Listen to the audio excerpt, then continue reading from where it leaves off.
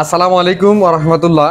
তো 100 কেজি দানাদার খাদ্য অর্থাৎ মোটাতাজাকরণের ক্ষেত্রে 100 কেজি খাদ্যের আমি একটা আপনাদের মিশ্রণ এখন বলবো আমি সংক্ষিপ্ত আকারে।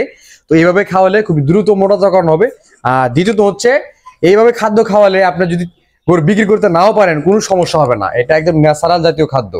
তো প্রথমত আপনাকে 100 কেজির মধ্যে 10 কেজি খোল দিতে হবে, আর সারের ফিড দিতে হবে 25 কেজি। এটা যে কোনো কোম্পানি নিতে পারেন, তাহলে 10 আর 25 35।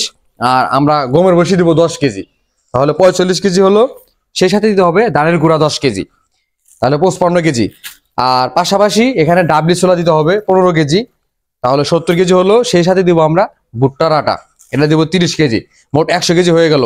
এটার পাশাপাশি আমাদের অবশ্যই 3টা মেডিসিন ব্যবহার করতে হবে। এখানে অনেকে অনেক মেডিসিন ব্যবহার করে, আমরা অত ব্যবহার করব না, কারণ যত মেডিসিন দিব তত ঝামেলা, যত ঝুঁকি, এটা সবাই জানেন।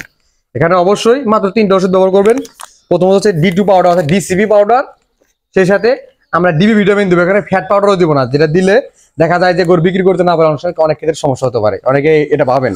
তো সেই জন্য আমরা ডিবি ভিটামিন দিব, ডিসিবি দিব, সাথে ইঞ্জেকশন দিব। এটা ন্যূনতম ক্যাটাফস গ্রুপের ইঞ্জেকশন, বিটাফসফেন আর সাইনোকাবেলেন, এদের কোনো পার্শ্ব প্রতিক্রিয়া নাই।